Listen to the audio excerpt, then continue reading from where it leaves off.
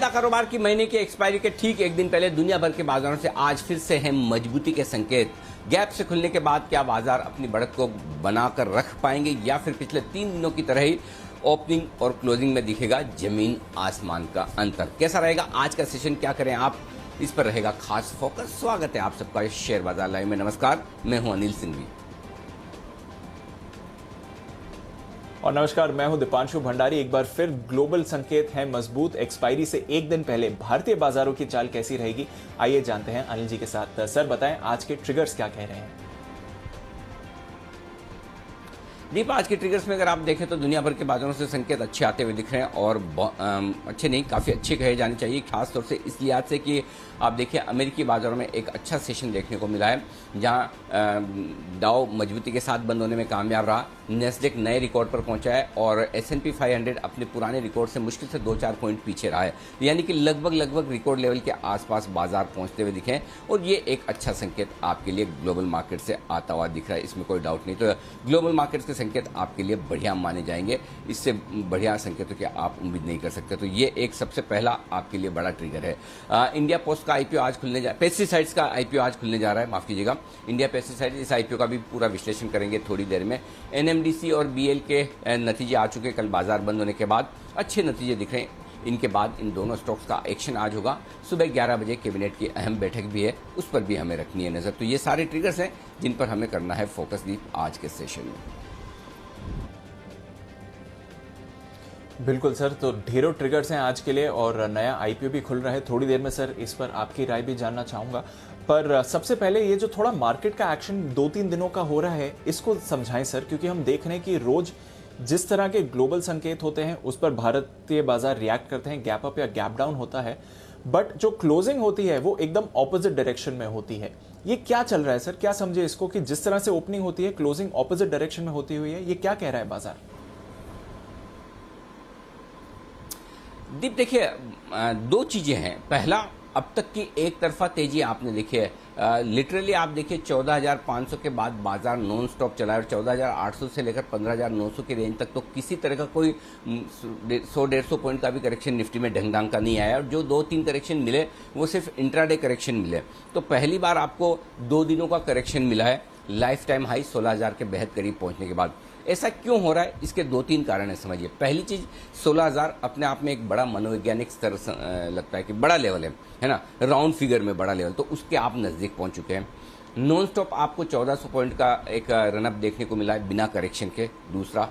तीसरा, इस पूरे रनअप में ज्यादा पार्टिसिपेशन लोकल ट्रेडर्स का, HNI इन्वेस्टर्स का, इनका आता हुआ दिखा है। फंड्स का पार्टिसिपेशन उतना नहीं है, घरेलू फंड्स हो चाहे FIs हो, उतना दमदार पैसा नहीं लगा रहे हैं। तो हमेशा लोगों के मन में एक डर रहता है कि जितना ऊपर जाएंगे उतना उनकी बिकवाली बढ़ गई। तो चौथा, जो कुछ भी ग्लोबल मार्केट्स में हुआ है, थोड़ी वॉलेटिलिटी, और सबसे बड़ी बात है कि ग्लोबल मार्केट्स में जो तेजी का सबसे बड़ा ट्रिगर बना था वो ट्रिगर कमोडिटीज की वजह से बनता हुआ दिखा था, मेटल्स की वजह से बनता हुआ दिखा था। और चाइना ने पिछले 3-4 हफ्तों में थोड़े कुछ न कुछ ऐसे एक्शन लेने शुरू किए हैं जिनसे कि मेटल्स के दाम कंट्रोल में आए, थोड़े कमोडिटीज के दाम कम हो। तो जहां से तेजी की शुरुआत हुई थी वहां पर थोड़ा सा अंकुश लगता हुआ दिख रहा है, तो वो एक रीजन था। और पांचवा ये कि जहां पर आप अमेरिकी बाजारों को भी लाइफ टाइम हाई बनने के बाद थोड़ा सा ऊपर नीचे होते हुए देख रहे हैं और ब्याज दरों को लेकर वहां पर हो हल्ला थोड़ा सा बढ़ता हुआ दिख रहा है, कब बढ़ेंगी कब नहीं बढ़ेंगी, और बढ़ेंगी नहीं बढ़ेंगी उन पर चर्चाएं शुरू हो चुकी है। तो ये कुछ कारण हैं जिनकी वजह से बाजार थोड़े से वॉलेटाइल होते हुए दिख रहे हैं। और ये बाजार का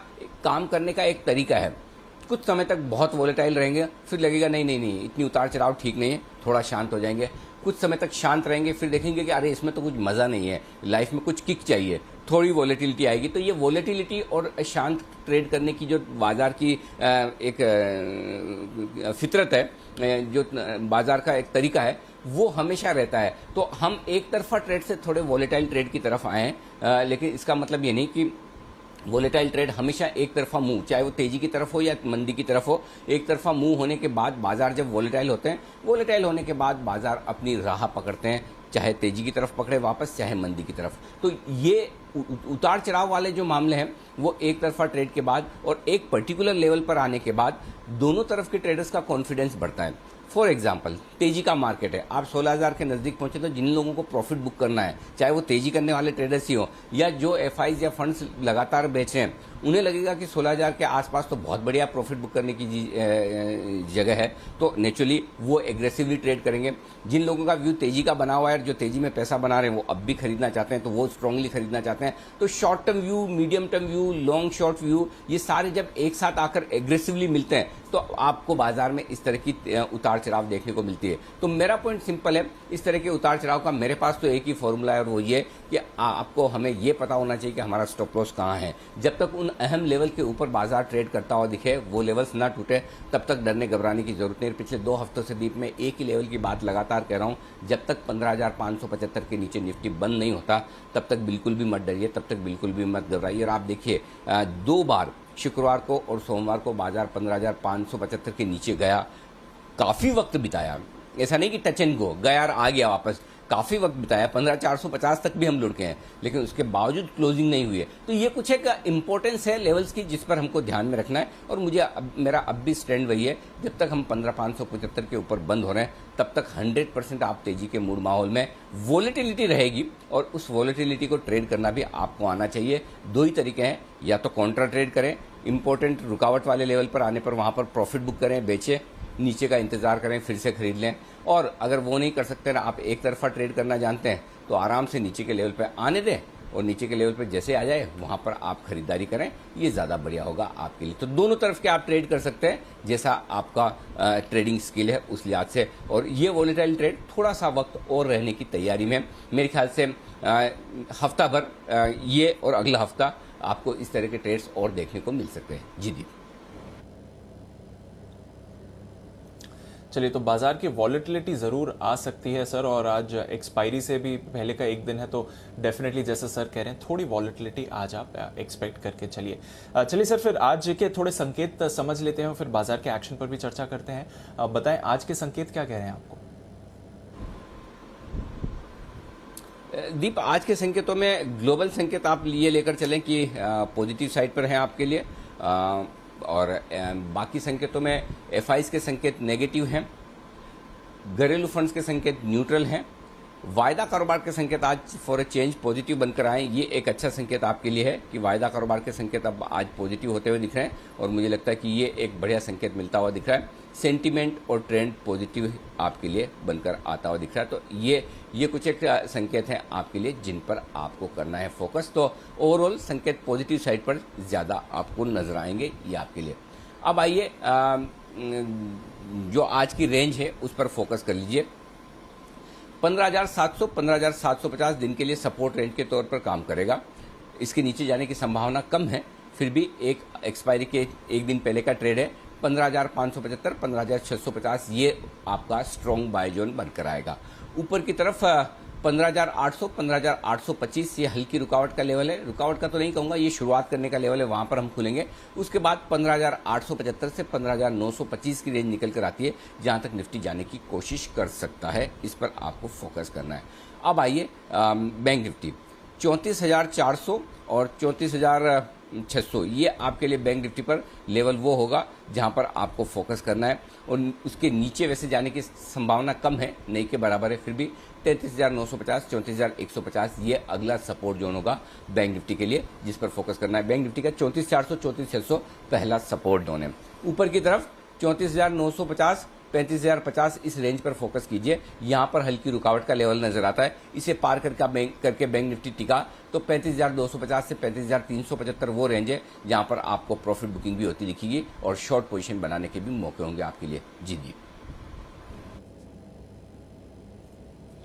क्लियर है सर। तो ये तो दिन की बड़ी जोन और लेवल्स निकल कर आ रहे हैं। सर, दिन की रेंज समझाएं जो आज के लिए इंपॉर्टेंट रहेगी। और एक सवाल यहाँ पर निफ्टी को लेकर भी था कि कल हमने देखा कि नए रिकॉर्ड के से बस 6-7 पॉइंट ही दूर निफ्टी था। क्या आज एक अटेम्प्ट कर सकता है निफ्टी नए रिकॉर्ड की तरफ? हालांकि एक लंबा डिस्टेंस आज कवर करना पड़ेगा, बट जिस तरह से मूड माहौल है, क्या निफ्टी आज एक अटेम्प्ट कर सकता है?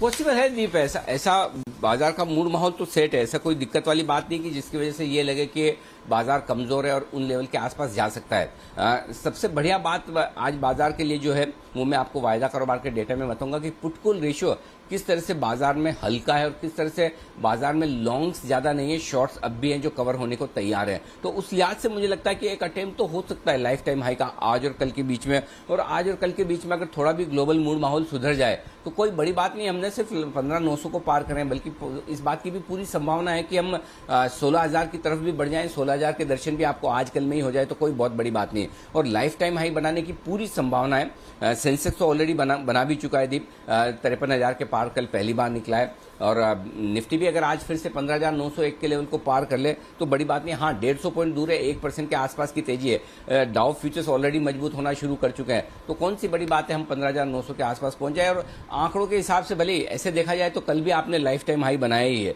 15,895 पर पहुंचे और 15,901 आपका लाइफ हाई है। तो 6 पॉइंट से कोई वो एक मतलब कहना चाहिए कि आंकड़ों के लिहाज से ही तो नहीं बनाए, बाकी तो it is as good as life high. 15,900 और 15,895 में फर्क क्या है, हार्डली 5 पॉइंट का। तो 5-6 पॉइंट से नहीं बना उसको आप ये मत मानिए कि नहीं बनाए, सेंसेक्स में तो बनाए। तो मेरा ये समझना है लाइफ टाइम हाई आज भी अटेम्प्ट कर सकते हैं, और अगर जिस तरह के ग्लोबल संकेत आ रहे हैं दीप, कोई बड़ी बात नहीं, थोड़ी शॉर्ट कवरिंग और हल्के बाजार से 16,000 की तरफ भी पहुंच जाए तो कोई बड़ी बात नहीं। और आपको ध्यान होगा 3 दिन पहले विश्वेश जी थे, शायद विश्वेश जी या जय, नितिन और हम तीनों यही बात कर रहे थे कि ये जो करेक्शन पूरा करके बाजार ऊपर जाने की कोशिश करेगा, इसमें 16,000 16,200 की रेंज तक पहुंचने की कोशिश करेगा, और वो होने की संभावना है। एक तरफा नहीं होगा, रुक रुक कर होगा, दोनों तरफ के मौकों के साथ होगा, बस उतना आप ध्यान में रखिए। वो दिक्कत क्या है कि हम मार्केट में है ना, हम वो पुरानी चीजों को भूल नहीं पाते हैं।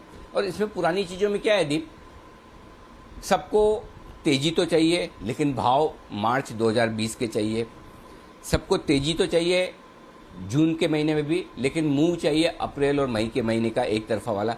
हर वक्त की अलग इंपॉर्टेंस है, हर वक्त बाजार करने का, ट्रेड करने का तरीका अलग तरीके का है। आपको मैं बताऊं, अगर मार्च में अप्रैल में आपको मौका मिल भी गया होता, मिला भी होगा, तब भी आप उतना नहीं खरीद पाते जितना अभी खरीद रहे, क्योंकि उस वक्त का सेंटीमेंट आपको ज्यादा खरीदने देगा ही नहीं।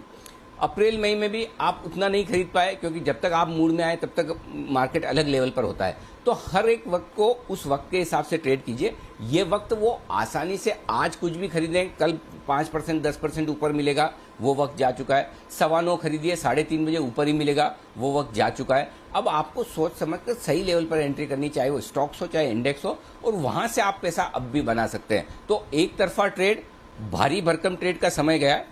अब आपको सोच समझ कर छोटा ट्रेड करना है, सही लेवल पर करना है, ये ध्यान में रखिए। पहले तो ये कि चार्ट्स देखने की जरूरत भी क्या है, लेवल्स पूछने की जरूरत भी क्या है, कोई भी भाव में स्टॉक लो, ऊपर तो बिकना ही है। अब वो चीजें बदल रही है, ये ध्यान में रखने की जरूरत है। आइए निफ्टी की दिन की रेंज आपको दे दूं जो आपने मांगी है। 15,700 15,800 दिन की छोटी रेंज, 15,650 15,825 दिन की मीडियम रेंज, 15,575 15,900 की दिन की बड़ी रेंज। अभी तक मैं 15,900 के आसपास की रुकावट का लेवल मानकर चल रहा हूं। 15,900 को पार करके टिके तो फिर देखेंगे आगे का हाल क्या बनता है।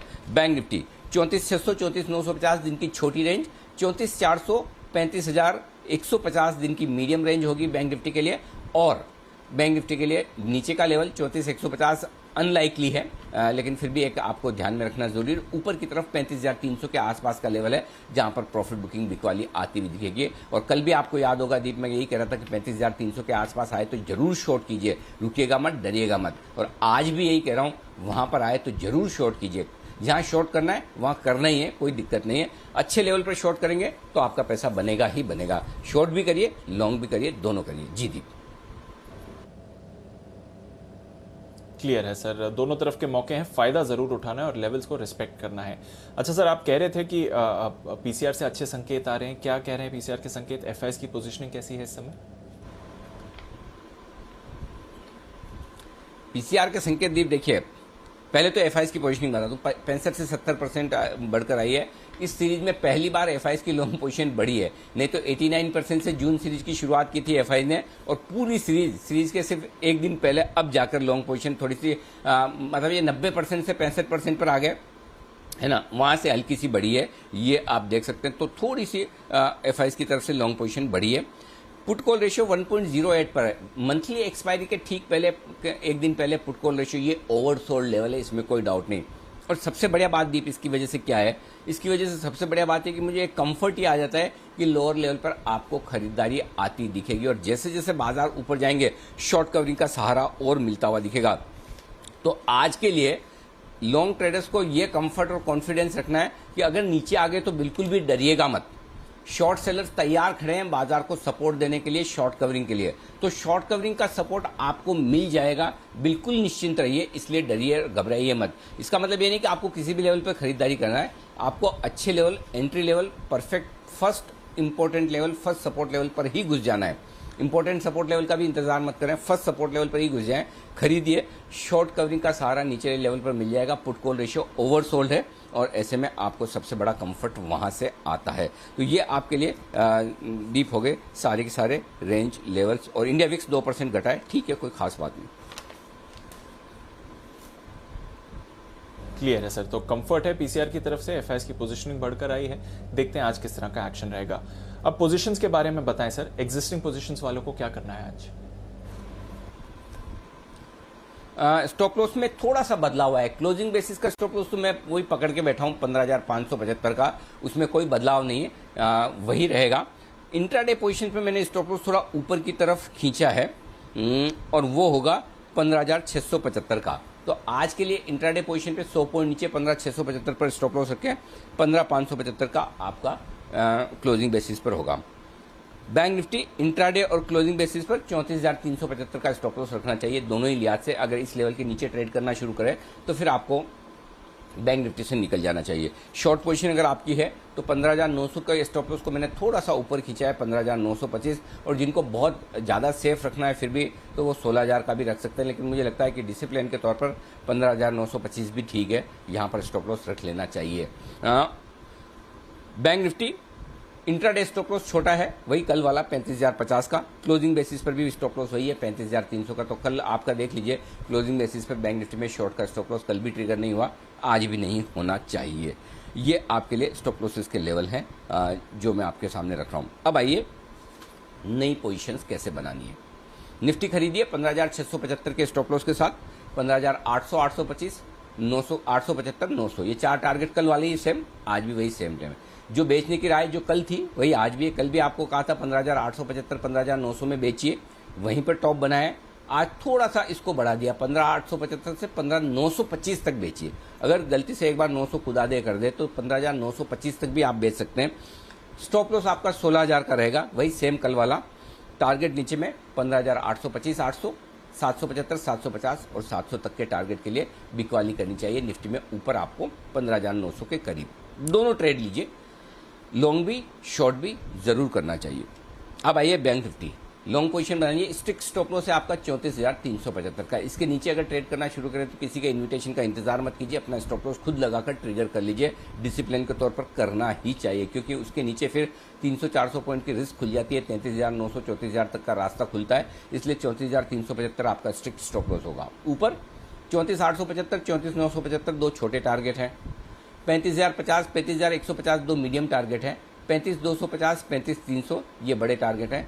बहुत हो गया तो 35,375। इसके ऊपर मैं अभी इस वक्त बैंक निफ्टी को नहीं देख रहा, तो 35,300, 35,400 बहुत स्ट्रॉन्ग रेजिस्टेंस के तौर पर आ रहा है, और इसलिए कल भी हमने कहा था कि उसके आसपास आप बिकवाली कीजिए। कल 35,280 का हाई बनाया, लगभग वहीं से बैंक निफ्टी घुमा है, वहां से घुमा भी क्या गजब घुमा है। आप देखिए करीबन 500-600 पॉइंट वहां से करेक्शन दिया है। तो आपको मौका मिल रहा है दोनों तरफ का, उसको छोड़िए मत। बैंक निफ्टी आज फिर से इस रेंज में अगर गलती से पहुंचे ऊपर, इतना ऊपर पहुंचना वैसे मुश्किल लगता है, लेकिन पहुंचे तो छोड़ना मत, जरूर आपको शॉर्ट करना चाहिए। तो दोनों मौके लीजिए दीप, लॉन्ग के भी और शॉर्ट के भी, एंजॉय कीजिए।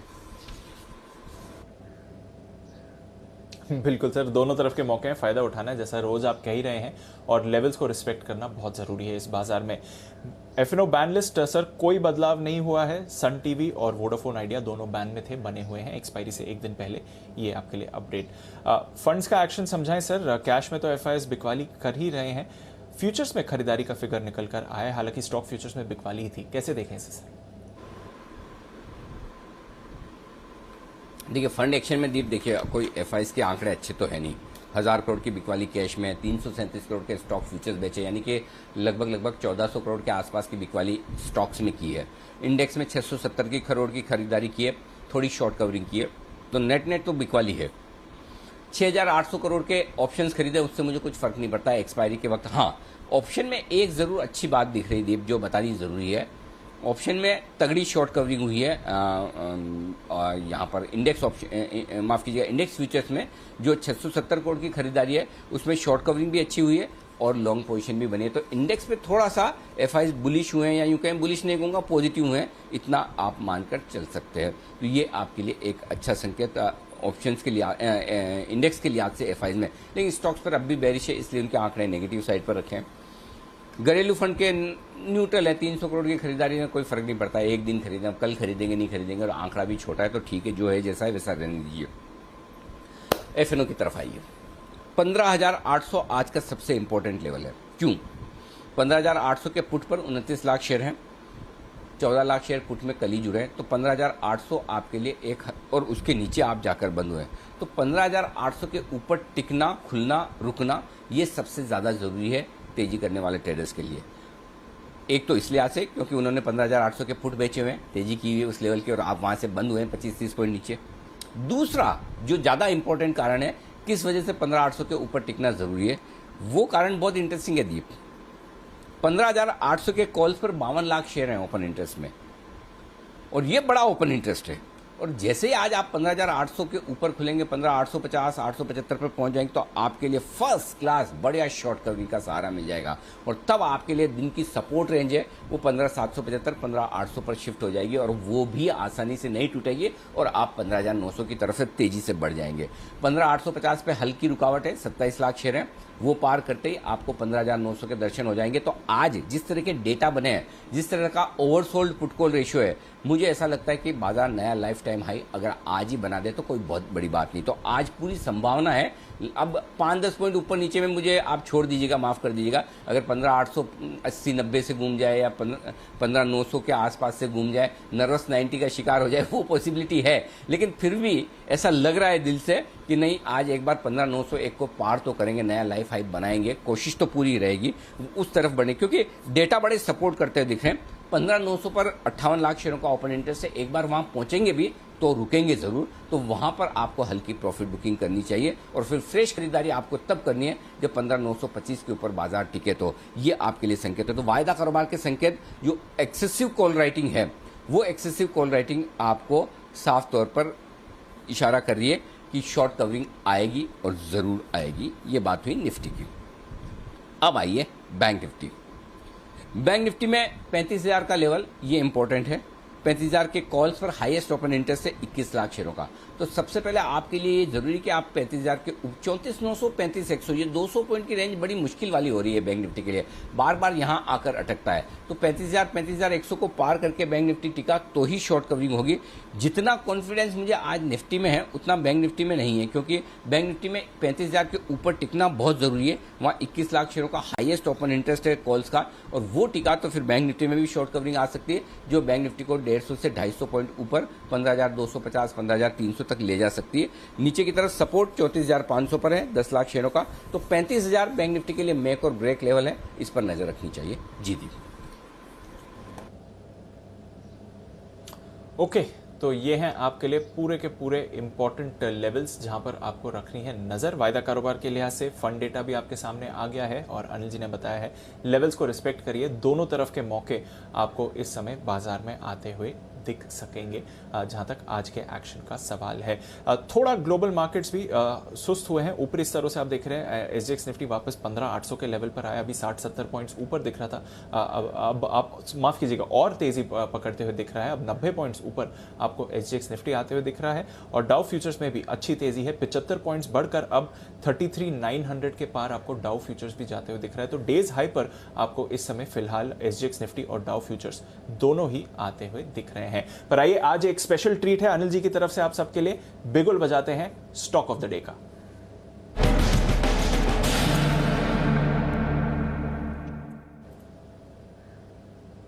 बताएं सर। दीप, कुछ बेहतरीन स्टॉक ट्रेडिंग मूव्स के लिहाज से और इन्वेस्टमेंट के लिहाज से सामने आते हुए दिख रहे हैं, तो मैंने कहा चलिए दर्शकों के सामने रखा जाए। और ऐसा ही एक स्टॉक है इंडियन होटल्स। यहाँ पर आज खरीदारी करने की राय है। कैश मार्केट में है ये स्टॉक और फ्यूचर्स में आने की तैयारी में है परसों से। जुलाई सीरीज से इसका समावेश हो जाएगा फ्यूचर्स में। तो फ्यूचर्स में आने के पहले आपको कैश मार्केट में खरीदारी करनी है। क्यों खरीदारी करनी है उसके कुछ कारण मैं आपको बता दूं। सबसे पहले ओपनिंग अप थीम, इसका बड़ा फायदा मिलेगा इंडियन होटल्स को। आप देखिए यूरोप और अमेरिका में जिस तरह से ओपनिंग अप थीम होती हुई दिख रही है, खुलने के बाद जिस तरह से लोगों का घूमना फिरना हो रहा है, इसको नाम जो दिया गया है वो है रिवेंज टूरिज्म, बदले की भावना से घूमना। मतलब आपको इतने दिन तक मतलब अंदर घरों में कैद करके रखा हुआ था और भले शायद हम जैसे लोग बहुत जो ज़्यादा छुट्टियां नहीं लेते हैं, घूमने फिरने बहुत ज़्यादा नहीं जाते, लेकिन ऐसे दुनिया में बहुत सारे लोग ऐसे हैं और ज़्यादातर लोग ऐसे हैं जिन्हें आप ज़्यादा दिन तक छुट्टियां ना मनाने दें, घूमने फिरने न दें, तो वो जैसे ही मौका मिले, वो जैसे कहते हैं ना कि स्प्रिंग है उसके ऊपर आपने प्रेशर बना के रखा है, जैसे आप उसे छोड़ते हो तो एकदम जोर से उछलती है, वैसा हाल लोगों का है। और आप देखिए यूरोप अमेरिका वहाँ इस तरह का ट्रेंड है कि सबको घूमना है, सबको भाग रहा है। और यही ट्रेंड आपको जैसे ही हमारे यहाँ ओपनिंग अप होती दिखेगी, इंडिया में भी आता हुआ दिखेगा। आप विश्वास नहीं करेंगे, महीने डेढ़ महीने में 2 महीने में 20% रूम रेंट्स बढ़ चुके हैं। इतना किराया होटल्स के कमरों का बढ़ता हुआ दिख रहा है। तो ये एक रिवेंज टूरिज्म वाला जो मामला है, चाहे वो इंडिया में हो, इंडिया के बाहर हो, आने की पूरी संभावना है। शॉर्ट टर्म ट्रिगर जो है इस स्टॉक के लिए वो परसों से वायदा कारोबार में आने की तैयारी में। और पिछली बार से आपने देखा हो, पिछले 2-3 इंक्लूजन्स में जहां भी अच्छी क्वालिटी के शेयर वायदा कारोबार में शामिल हो रहे हैं, वहां पर एक अच्छा रनअप देखने को मिल रहा है, क्योंकि वहां पर इंस्टीट्यूशन है ना पॉजिटिव हो जाते हैं कि लिक्विडिटी है। नहीं तो जनरली कैश मार्केट के स्टॉक्स में अगर कुछ फंड्स को पैसा लगाना है तो उन्हें बेचना या खरीदना हो तो आसान नहीं होता, क्योंकि लिक्विड कम होते हैं। लेकिन अच्छी क्वालिटी के स्टॉक अगर एफएनओ में शामिल हो तो वहां पर फंड्स इसे पसंद करते हैं। नहीं तो लोग सोचते हैं कि अगर एफएनओ में आने के बाद तो इस पर ब्रेक लग जाएगा, लोग बेचेंगे भी।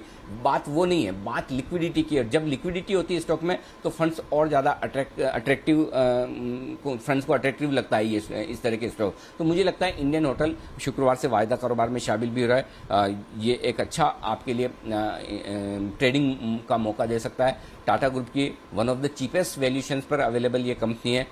इतनी बढ़िया पेरेंटेज है। ताज ग्रुप ऑफ होटल्स, आप सबने नाम सुना ही है, तो ताज ग्रुप वाली इंडियन होटल्स, यहाँ पर मुझे लगता है एक मौका खरीदारी का बन सकता है। स्टॉप लॉस लगाएं 135 पर, टारगेट रखें पहला छोटा 147 का, उसके बाद 150 माफ कीजिएगा 155, 160, इन 3 टारगेट के लिए आप पोजिशनली हफ्ते भर के लिए आप यहाँ पर ट्रेड कर सकते हैं। तो इंडियन होटल्स होगा मेरा आज का stock of the day. Deep.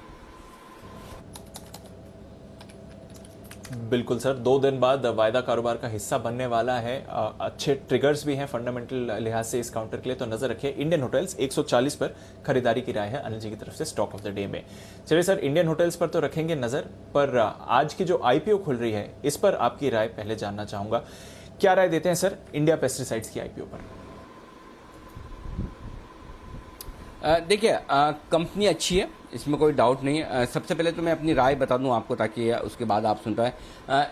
Reasonable listing gain के लिए आप यहां पर अप्लाई कर सकते हैं। बहुत तोड़फोड़ ऐसा नहीं कि शायद लिस्टिंग पर डबल हो जाए, लेकिन ऐसा भी नहीं कि लिस्टिंग आपको भाव के नीचे मिले। तो रीजनेबल लिस्टिंग गेन के लिए आप लगा सकते हैं, या जिसमें आप 20 से 25% के आसपास, 30% के आसपास का लिस्टिंग गेन आप उम्मीद करके चल सकते हैं मार्केट के मूड माहौल के हिसाब से। तो ऐसा डबल होने जैसा भी नहीं है और नीचे जाने जैसा भी नहीं, लेकिन आपको लिस्टिंग गेन के लिहाज से भी लगाना है तो लगाने में कोई हर्ज नहीं। आपको छोटे लिस्टिंग गेन मिल सकते हैं, रीजनेबल लिस्टिंग गेन मिल सकते हैं, और लॉन्ग टर्म के लिए लगाना चाहें तब भी अच्छी बात है, कोई इशू नहीं। आप इस कंपनी में पैसा लगा सकते हैं। क्यों लगा सकते हैं? पहला, कल हमने कंपनी के मैनेजमेंट से बात की। आनंद स्वरूप अग्रवाल साहब जो कंपनी के एमडी हैं, चेयरमैन हैं, अच्छा एक्सपीरियंस है, 35 सालों से ज़्यादा उनका एग्रोकेमिकल इंडस्ट्री का एक्सपीरियंस है इस कंपनी को चलाने का।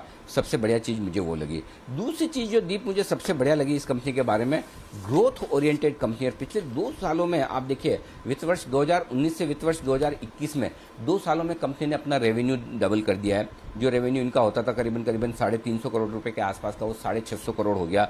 मुनाफा डबल हो गया है। मार्जिन्स आप देखिए जबरदस्त बढ़े हैं। ईपीएस 3 रुपए से 12 रुपए पहुंच गई है। तो हर एक लिहाज से जो ग्रोथ के लिए कंपनी भूखी है, वो छोटे प्रोमोटर्स में, छोटी कंपनियों में ये चीज़ बहुत ज़रूरी है कि वो ग्रोथ को लेकर कितने उत्साहित हैं और कितना करना चाहते हैं। तो मुझे लगता है कि ये दूसरा बड़ा कारण है जिसकी वजह से ये कंपनी मुझे पसंद आती है। ग्रोथ को लेकर कंपनी का पूरा फोकस है। तीसरा ये कि कंपनी का कैपेक्स साइकिल ऑलरेडी चल रहा है, 65 करोड़ का कैपेक्स कंपनी ने और किया है, इस साल और कैपेक्स चल रहा है, और कैपेक्स करने के बावजूद कंपनी कैश फ्लो पॉजिटिव है। पहली चीज़ जो बहुत अच्छी बात है, छोटी कंपनियों में कैश फ्लो पॉजिटिव होना बड़ी बात है, आमतौर पर होती नहीं। और दूसरा, कल मैनेजमेंट ने बातचीत में बहुत क्लियर किया कि डेट फ्री कंपनी हो चुकी है। हमारे हिसाब से 30-35 करोड़ का डेट बचा था मामूली सा, वो भी मैनेजमेंट ने कल क्लियर किया कि वो डेट फ्री हो चुके हैं। तो positive cash flow, debt free company, ये बहुत अच्छी बात है। ये दूसरी चीज़ है, वैल्यूएशंस बहुत आकर्षक है इंडस्ट्री के मुकाबले में देखें तो। लगभग आप देख सकते हैं कि 25 के पी मल्टीपल पर ट्रेड कर रहा है, जो कि इंडस्ट्री वैल्यूएशंस के मुकाबले में रीजनेबल है। रिटर्न ऑन इक्विटी 41%, बहुत बढ़िया माना जाएगा, काफ़ी बढ़िया है। पेट मार्जिन 20% के आसपास अट्रैक्टिव है। तो ये सारे पॉजिटिव्स हैं जिनकी वजह से कंपनी में पैसा लगाना चाहिए। नेगेटिव्स क्या है? एक तो ये कि एग्रोकेमिकल का बिजनेस है ना, बड़ा कंपटीशन बहुत है, एंट्री बैरियर्स ज़्यादा है नहीं, और ढेर सारी कंपनियां, इसमें ऑप्शंस आपको बहुत सारे मिल जाएंगे। तो कंपटीशन खैर हर बिजनेस में होता है, इसमें थोड़ा सा ज़्यादा है। दूसरा, स्मॉल साइज कंपनी है, मार्केट कैप होगा इसका 3400 करोड़ का, तो साइज के लिहाज से आप बहुत बड़ी कंपनी नहीं है। तो आमतौर पर ज़्यादातर फंड्स बड़ी साइज की कंपनियों में पैसा लगाते हैं, तो छोटी साइज की कंपनियों में पैसा लगाने वाले फंड्स कम रहते हैं। तो थोड़ा सा साइज और बड़ी होगी तो ज़्यादा अट्रैक्टिव होगी। और दूसरा ये कि इनका काफ़ी कुछ रॉ मटेरियल 35% के आसपास चाइना से इन्हें इंपोर्ट करना पड़ता है। तो आजकल जो चाइना का हाल है उसको देखते हुए एक हल्की सी रिस्क वो रहती है। लेकिन इन रिस्क को मद्देनजर रखते हुए और जो पॉजिटिव है उसको देखते हुए मेरी राय ये होगी कि आप अच्छे रीजनेबल लिस्टिंग गेंस के लिए और लॉन्ग टर्म के लिए, दोनों के लिए इस आईपीओ में पैसा लगा सकते हैं। ग्रीन सिग्नल है हमारी तरफ से दीप, तो ये पैसा लगाने की राय आपके लिए। तो चलिए आइए अब शुरुआत करते हैं खबरों वाले शेयर की। दीप, वैसे तो ये आपका काम है, आप शुरुआत करते हैं हर रोज मेरी कमेंट्री खत्म होने के बाद, ये स्टॉक्स इन न्यूज़ के लिए टीम को साथ में जोड़ते हैं। लेकिन आपका ये जो अधिकार है वो आज मैं ले रहा हूँ। मैं इसलिए ले रहा हूँ कि लंबे समय के बाद हमारी सहयोगी पूजा त्रिपाठी हमारे साथ आज फिर से जुड़ रही हैं, मतलब जुड़ तो गई हैं, आज फिर से वो शो की शुरुआत करिए। तो आप सबका स्वागत है। पूजा, आपका विशेष स्वागत है, लंबी छुट्टी के बाद आप आई हैं, अच्छा लग रहा है आपको स्क्रीन पर देखकर। तो फिर आज शुरुआत आप ही कीजिए।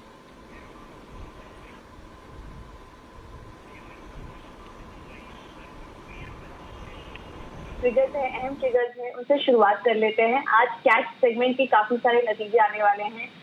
All cargo logistics, Madras fertilisers, Dhunseri की मल्टीटर, ये इन तमाम कंपनियों के नंबर्स आज आने वाले हैं, तो इन पर आज आप नजर रखिए। इसके अलावा इंडिया पेस्टिसाइड्स का आईपीओ आज से खुलेगा। प्राइस बैंड 290 से 296 रुपए प्रति शेयर है। यूको बैंक पर भी आज आप नजर रखिए। 500 करोड़ जुटाने पर आज बोर्ड की बैठक होगी। धनसिरी की नतीजों के साथ आज बोनस शेयर पर भी विचार किया जा सकता है, कुछ पैसा निकल कर आ सकता है, तो यहाँ पर भी आज फोकस रहेगा। कैबिनेट की अहम बैठक भी होगी, कुछ आउटकम निकलता है, इस पर भी हमारी नजर रहेगी। और बैप्को इंडिया ओएफएस आज से खुलेगा नॉन रिटेल निवेशकों के लिए, डिटेल्स हम आपको आगे बताएंगे, तो इस पर भी आज हमारी नजर रहेगी। इसके अलावा एक और अहम फिगर है, कुछ स्टॉक्स एफएनओ में शामिल होने वाले हैं जुलाई सीरीज से। इसमें इंडियन होटल्स, एजी फैशन, मेट्रोपोलिस और कोरोमंडल इंटरनेशनल, ये कुछ ऐसे स्टॉक्स है जो शामिल होने वाले हैं, तो यहाँ पर भी कुछ एक्शन देखने को मिल सकता है। बिल्कुल, और जैसा कि अनिल जी ने कहा भी, इंडियन होटल्स आज स्टॉक ऑफ द डे भी है, ट्रिगर भी बन रहा है, तो नज़र रखनी है स्पेशली इस काउंटर पर। वेलकम बैक मेरी तरफ से भी पूजा, बहुत बहुत अच्छा लग रहा है आपको देखकर ऑन एयर, और पूजा से हम ऑफकोर्स कुछ और खबरों के बारे में भी जानेंगे, पर उससे पहले देवांशी भी हमारे साथ तैयार हैं। गुड मॉर्निंग देवांशी, बताएं आज कुछ पोस्ट मार्केट अर्निंग्स कौन सी हैं? Good morning Deepanshu. आज सबसे पहले आप देखिए बीएल, इसके नतीजे अनुमान से काफी बेहतर आते हुए दिखे हैं। जो बिक्री है वो इस बार करीब 19% तक बढ़ती हुई दिखी है। कामकाजी मुनाफे में 33% तक की बढ़त इस बार आती हुई दिखी है। मार्जिन आप देखिए 25% है, वहां से बढ़कर 28% से ज्यादा आते हुए दिखे हैं।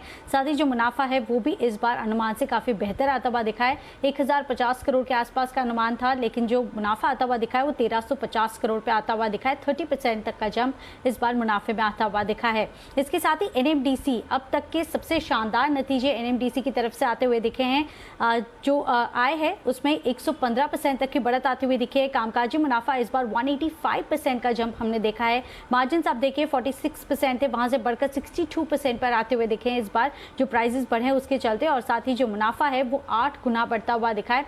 ओवरऑल शानदार नतीजे एनएमडीसी की तरफ से आते हुए दिखे। डोमेस्टिक रियलाइजेशन सालाना आधार पर और तिमाही आधार पर दोनों बढ़ते हुए दिखे हैं, तो इस पर आपको आज नजर रखनी होगी।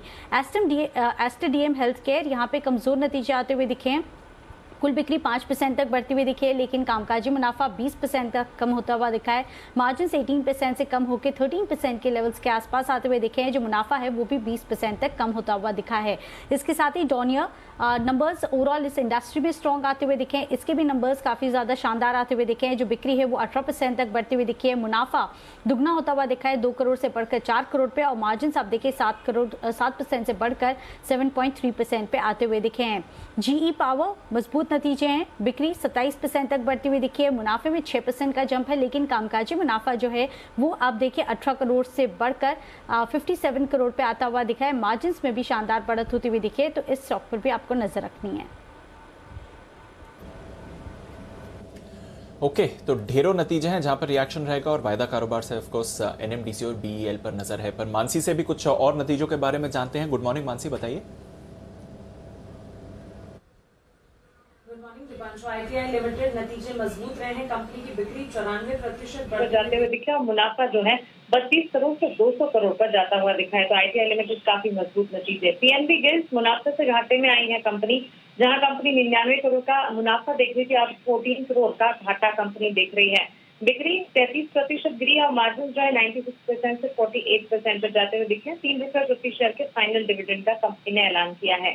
रेलिगेयर एंटरप्राइजेस कंपनी की नेट इंटरेस्ट प्रॉफिट प्रतिशत की बढ़त दिखी है। मुनाफा जो है मुनाफा 22 करोड़ का कंपनी देखी, जहाँ पर पिछले साल 6.5 करोड़ का घाटा था।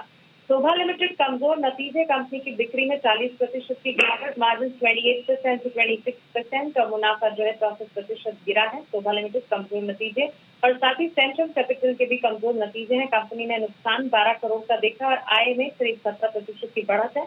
क्यूआईपी के जरिए 500 करोड़ जुटाने की योजना कंपनी की। पेनिनसुला लैंड आंसरी में कंपनी के नतीजे, बिक्री करीब 65% गिरी है, मार्जिन 92% से 28% नेगेटिव मार्जिन कंपनी ने देखा। मुनाफा जो है 16 करोड़ का कंपनी का आता हुआ दिखा है। तो पेनिनसुला लैंड के नंबर्स भी कह सकते हैं कमजोरी की तरफ भी।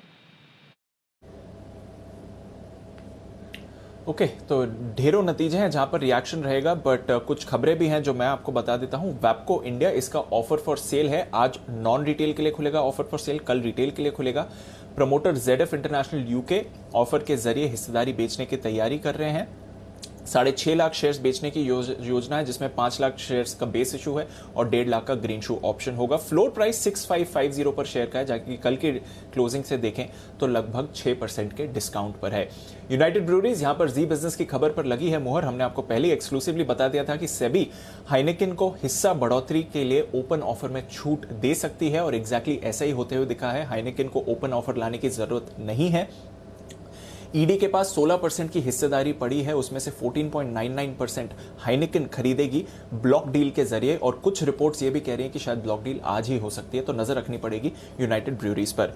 हीरो मोटो, 1 जुलाई से बाइक और स्कूटर्स की कीमतों के दाम बढ़ाए जाएंगे। 3000 रुपए तक दाम की बढ़ोतरी हो सकती है। ये इस साल की तीसरी दामों की बढ़ोतरी होगी, जिस तरह से कमोडिटी प्राइसेस बढ़ते हुए दिख रहे हैं। साथ ही आईडीबीआई बैंक निजीकरण प्रक्रिया के लिए डीपैम ने लीगल एडवाइजर की नियुक्ति के लिए बोलियां मंगवाई हैं, इस पर रखिए नजर। और वेदांता, खबरों में आ रहा है ओडिशा में कंपनी को कुरालॉय नॉर्थ कोल ब्लॉक का अवार्ड मिल चुका है। कोल ब्लॉक की एनुअल कैपेसिटी और लोकेशन काफी अच्छी है, लगभग 1680 मिलियन टन्स के ज्योग्राफिकल रिजर्व्स हैं, तो पर साल तकरीबन 8 मिलियन टन्स की कैपेसिटी है इसकी कोल प्रोड्यूस करने के लिए। तो वेदांता के लिए भी अच्छी खबर आती हुई दिखी है। पर कुछ और खबरें जानते हैं देवांशी के साथ। देवांशी, बताइए और कौन से स्टॉक्स हैं आज खबरों के दम पर? बिल्कुल, आप देखिए बारबेक्यू नेशन 25 जून को पूंजी जुटाने पर बोर्ड की बैठक होने वाली है। साथ ही पीएफसी, जहां पे 2 रुपए प्रति शेयर के फाइनल डिविडेंड की जो रिकॉर्ड डेट है वो 2 जुलाई को फिक्स की गई है, इस पर आपको नजर रखनी है। और साथ ही मिंडा इंडस्ट्रीज के लिए खबर आती हुई दिख रही है। कंपनी को 58 करोड़ का एक ऑर्डर मिलता हुआ दिखा है। साथ ही कंपनी ने ये भी कहा है कि अब यूज़बेकिस्तान में कंपनी एंट्री करती हुई दिख रही है, और इसी के चलते कंपनी ने एक ऑटोमोटिव लाइटिंग मैन्युफैक्चरर, ये जो कंपनी है UZ शिलाज LLC, इसमें कंपनी ने करीब 51% की हिस्सेदारी खरीदी है, कंट्रोलिंग स्टेक खरीदा है, और इसी के चलते कंपनी एक नई ज्योग्राफी में एंट्री करती हुई दिखेगी। तो इस पर भी आपको नजर रखनी है। ओके, तो ये हैं आपके लिए कुछ और खबरों वाले shares. Block deal, fund action, promoter action किधर हुआ है? मानसी, आप ये बताइए। बिल्कुल Deepanshu, Adani port and SEZ promoter ने करीब 7 लाख शेयर्स की खरीदारी 21 जून को की है। वहीं अदानी ग्रीन एनर्जी में प्रमोटर ने करीब 14,20,000 शेयर्स की खरीदारी 21 जून के दिन की है। एशियन ग्रेनिटो इंडिया लिमिटेड में प्रमोटर ने करीब 5,67,000 शेयर्स की बिकवाली 18 से 21 जून के बीच की है। वहीं कैपेसिटी इंफ्रा प्रोजेक्ट्स में प्रमोटर ने करीब 34,93,000 शेयर्स की बिकवाली 18 जून के दिन को की है। ओके, तो ये हैं आपके लिए ढेरों खबरों वाले शेयर्स और साथ ही प्रमोटर फंड एक्शन भी। आइए देखते हैं ब्रोकरेजेस आज क्या कह रही हैं एफआईआर में।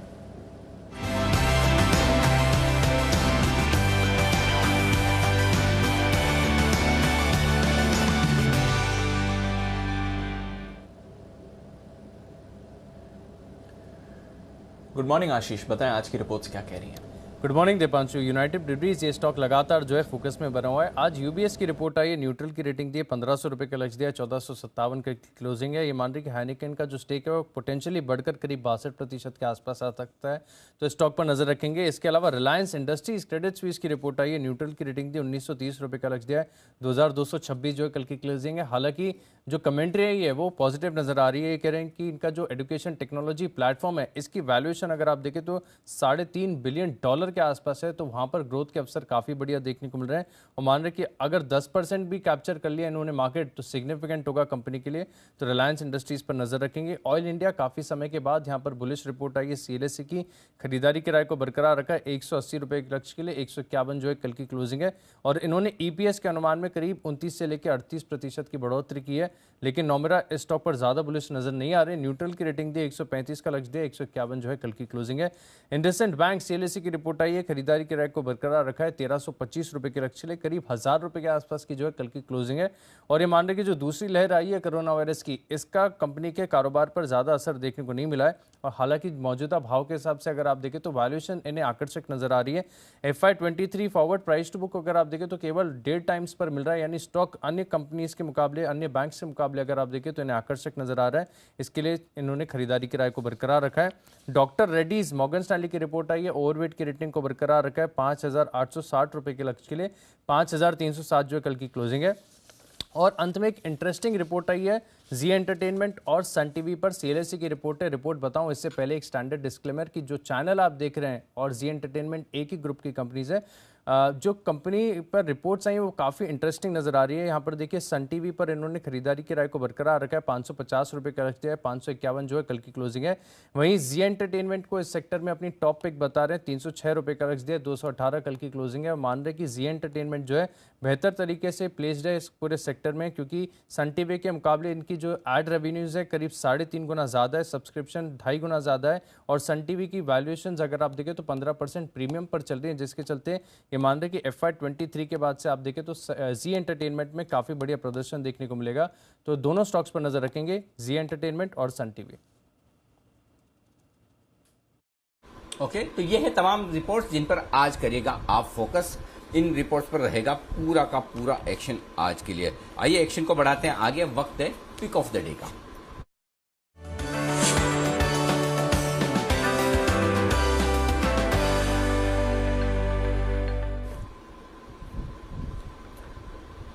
आइए पिक ऑफ द डे के लिए हमारे सारे मेहमान हमारे साथ हैं इस वक्त तैयार, और करते हैं शुरुआत वागले साहब के साथ। वागले साहब सुप्रभात, बताएं सर आपका पिक ऑफ द डे। अच्छा, वागले साहब थोड़ी देर में हमारे साथ में जुड़ेंगे। शुभम जी हमारे साथ तैयार है। शुभम जी बताएं sir. Good morning. Good morning Anil ji, good morning Deepanshu ji. आज जो पिक ऑफ द डे है वो खरीदारी की राय है डॉक्टर रेड्डीज पे। और डॉक्टर रेड्डीज को अगर हम देखें तो ओवरऑल जो फार्मा पैक कुछ समय पहले तक परफॉर्म कर रहा था, रिसेंटली हमें एक पुल बैक देखने को मिला, लेकिन इस पुल बैक के बाद अपने अहम सपोर्ट के आसपास डॉक्टर रेड्डी ने रिटेस्ट किया 5200 का जो इंपॉर्टेंट सपोर्ट था, और वहाँ से कल एक रिवर्सल देखने को मिला है। तो मुझे लगता है फिर से यहाँ पे एक मीन रिवर्जन आता हुआ दिखेगा और हमें अपसाइड डॉक्टर रेड्डी में आता हुआ दिखना चाहिए। तो यहाँ पे राय ये होगी कि 5400 के स्ट्राइक का जो कॉल ऑप्शन है जुलाई सीरीज का, जो 134 रुपये 50 पैसे पे क्लोज हुआ था, इस कॉल ऑप्शन को खरीदने की राय है।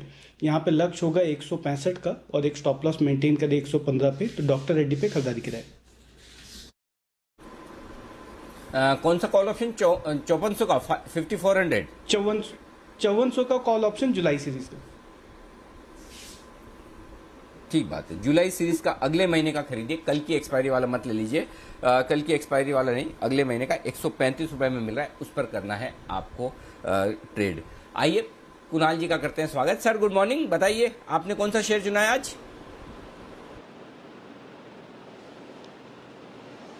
Good morning Anil ji, good morning Deepanshu. Anil ji, नए जमाने के पेय पदार्थ बनाने वाली कंपनी यूबीएल में खरीदारी की राय है। अनिल जी, जबरदस्त ब्रेकआउट चार्ट पर आता हुआ दिख रहा है और अनिल जी इस स्टॉक में मुझे उम्मीद है कि आपको 100 रुपए का स्ट्रेट रन देखने को मिलेगा और 1550 इसके लिए पहला टारगेट होगा। 1550 अगर यूबीएल ने पार किया तो अनिल जी इसके लिए 2000 रुपए का रास्ता खुल जाएगा। जबरदस्त चार्ट स्ट्रक्चर है, मेरी राय में बाय करके चलें। 1425 पर स्टॉप लॉस रखना है, यूबीएल में खरीदारी की राय। नहीं, आप रिकमेंडेशन दे, खरीदारी की राय दे, उसमें कोई दिक्कत नहीं, लेकिन ये मिस रिप्रेजेंटेशन ऑफ फैक्ट्स माना जाएगा कुणाल जी। आप नए जमाने का नया पदार्थ बनाने वाली कंपनी, ये तो राजा महाराजा उनके जमाने से चल रहा है और ये पदार्थ तो जितना पुराना है उतना ज़्यादा अच्छा माना जाता है, ऐसा बंसल जी कहते हैं। जरा बंसल जी, ये स्टेटमेंट सही है क्या? ये रिसर्च सही मानी जाएगी, गलत मानी जाएगी जो कुणाल जी कह रहे हैं? नए जमाने का नया पदार्थ कैसे हुआ बताइए। अनिल जी जी पहले कुणाल जी को मौका देता है। जी कुणाल जी बोलिए पहले। अनिल जी, एक्चुअली ये जानकारी मुझे बंसल जी ने दी है। उन्होंने कहा है कि भाई जो एक समय सॉफ्ट ड्रिंक यानी कि कोका कोला का स्टेटस था वो आज बियर का हो गया है और जितनी आसानी से लोग अनिल जी पहले सॉफ्ट ड्रिंक पीते थे आजकल बियर पीते हैं, तो ये नए जमाने का नया पेय पदार्थ है, ये मैंने कहा नहीं। ओह ऐसा है, फिर तो मैं बंसल जी को पूछ के फायदा नहीं, जब आपने बंसल जी से राय लेके ही दी है तो फिर तो बंसल जी तो हाँ में हाँ मिलाएंगी। चलिए कोई बात नहीं। तो यूबीएल में खरीदारी करने की राय 1425 के स्टॉप लॉस के साथ आपके लिए कुणाल जी की तरफ से। बंसल जी आपका क्या इरादा है?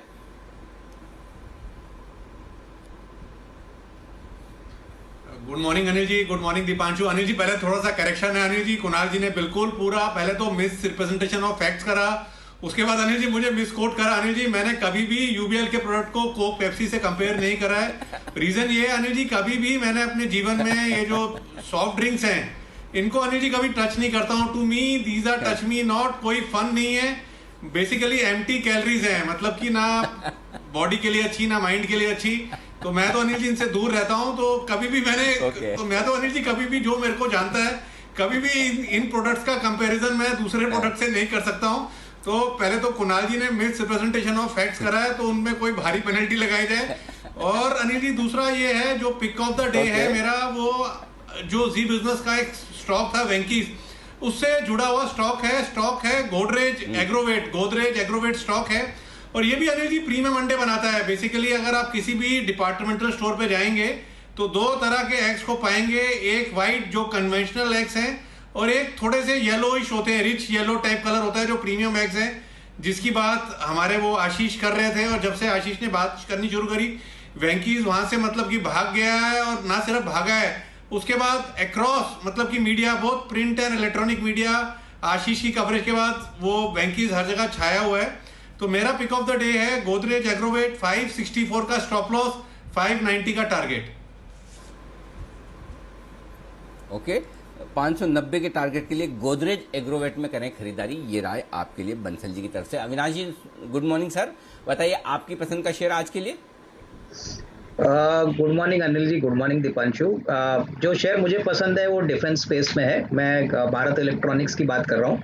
कंपनी ने बहुत ही बेहतरीन नंबर्स अनिल जी Q4 के लिए रिकॉर्ड किए हैं और हमको लग रहा है कि जिस प्रकार की ऑर्डर बुक है, प्लस जिस प्रकार की विजिबिलिटी और जिस प्रकार से अभी आत्मनिर्भर का programme government aggressively defence sector के लिए परस्यू कर रही है, मुझे लग रहा है कि 150-51 में काफ़ी अट्रैक्टिव लग रहा है। करीबन 175-180 का नियर टर्म का टारगेट बनेगा। और मुझे लग रहा है कि जो कॉन्फ्रेंस कॉल आज 11 बजे होने वाला है, वहाँ पे मार्केट्स उम्मीद करेगी कि ऑर्डर विन और एग्जीक्यूशन कैसे कंपनी एग्जीक्यूट करेगी FY22 में। तो रिजल्ट्स के बाद कॉन्फ्रेंस कॉल में जो कमेंट्री आएगी उससे हमको लग रहा है कि और री-रेटिंग पॉसिबल है। तो इसको करंट प्राइस पे खरीदिए। नियर टर्म में 6 to 8 मंथ्स का टारगेट प्राइस करीबन 175-180 रहेगा।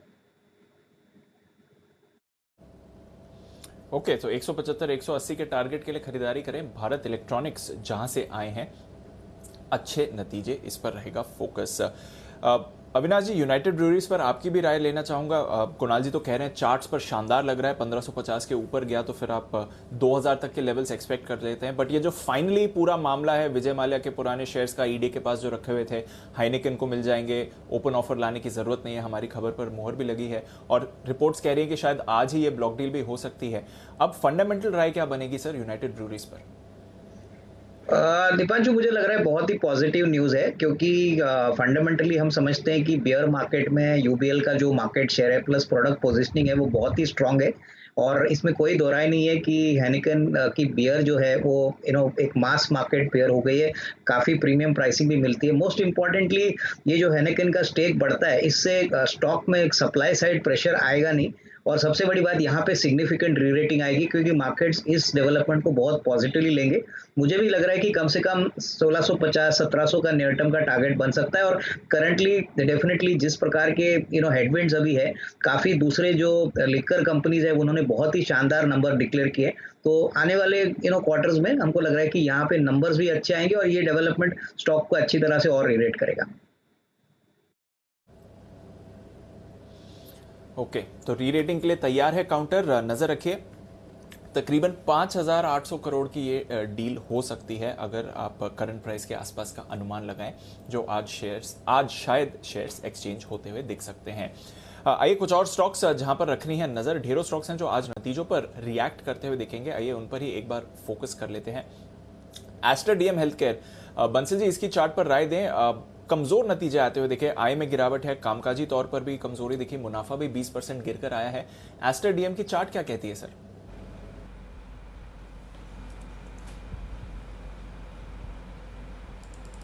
दिवांशु, चार्ट देखें तो चार्ट्स में अभी कोई वीकनेस नहीं है, चार्ट्स पॉजिटिव बायस के साथ ट्रेड कर रहे हैं और चार्ट में वीकनेस आएगी अगर ये स्टॉक 155 के लेवल्स तोड़ के उसके नीचे ट्रेड करता है, 158 के अराउंड की क्लोजिंग है, तो जिन्होंने ले रखा है 155 रुपए के लेवल्स पे नजर रखें। अगर 155 के लेवल टूटते हैं, इसके नीचे गिरता है, तब यहां पर एक चार्ट पर वीकनेस आएगी और वीकनेस आती है तब 144 143 तक स्टॉक गिरने का दमखम रखता है। ओके, तो नजर रखते हैं एस्टर डीएम हेल्थ केयर पर। यहां पर नतीजों का रिएक्शन आएगा, पर आज नतीजों का इंतजार रहेगा अपोलो हॉस्पिटल्स के। शुभम जी, अपोलो हॉस्पिटल्स की चार्ट देखकर बताएं सर, क्या राय है, कौन से लेवल्स इंपॉर्टेंट है? दीपांशु जी, अपोलो हॉस्पिटल में जो रैली काफ़ी समय से जो बना हुआ है, मुझे लगता है कि वो लॉन्ग टर्म ट्रेंड अभी भी इंटैक्ट है और यहाँ पे अगर हम राय बना रहे हैं तो मुझे लगता है थोड़ा सा पोजिशनल हमारा राय होना चाहिए, बिकॉज ओवरऑल जो मीडियम टर्म ट्रेंड है उसमें एक पुल बैक देखने को मिला है और ये पुल बैक में खरीदारी का मौका बनता है और अगर इसको हम कुछ समय दें, अगर 20-25 दिन का अगर हम टाइम फ्रेम के पर्सपेक्टिव से अगर इसमें पोजिशनल ट्रेड बनाएं तो मुझे लगता है 3450 से 3500 तक के लेवल यहाँ पे आते हुए दिख सकते हैं। तो खरीदारी की राय होगी, एक स्टॉप लॉस मेंटेन करें 3150 पे और 3500 तक का टारगेट इसमें आता हुआ दिख सकता है। ओके, तो अपोलो हॉस्पिटल्स 3500 तक के टारगेट आ सकते हैं, पर आज नतीजों पर नजर रहेगी इस काउंटर के लिए। एक और स्टॉक जो फोकस में रहेगा, जीई पावर। कुणाल जी इसकी चार्ट्स पर राय दें। वैसे तो 2 महीनों में अच्छी तेजी में रहा है, कल नतीजों से पहले थोड़ी सुस्ती दिखी थी, नतीजे इसके अच्छे आते हुए दिखे हैं। जीई पावर, क्या राय देंगे सर काउंटर पे?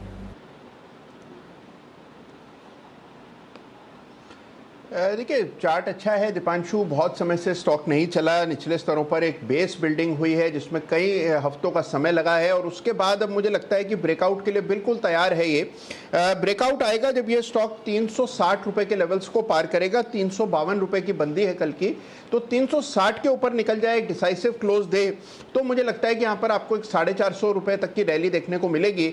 अच्छी बात इस स्टॉक में यह है दीपांशु की डाउन साइड मुझे बहुत ही सीमित दिखता है, मुझे नहीं लगता कि इन स्तरों से कुछ बहुत मेजर गिरावट देखने को मिल सकती है और अपसाइड के लिए काफी गुंजाइश है, इसलिए रिस्क रिवॉर्ड फेवरेबल है ब्रेकआउट पर बाय करने के लिए। ओके, ब्रेकआउट पे करें खरीदारी। जी पावर में कल नीचे के लेवल पर हुआ है बंद, देखते हैं आज नतीजे के बाद किस तरह का रहता है एक्शन।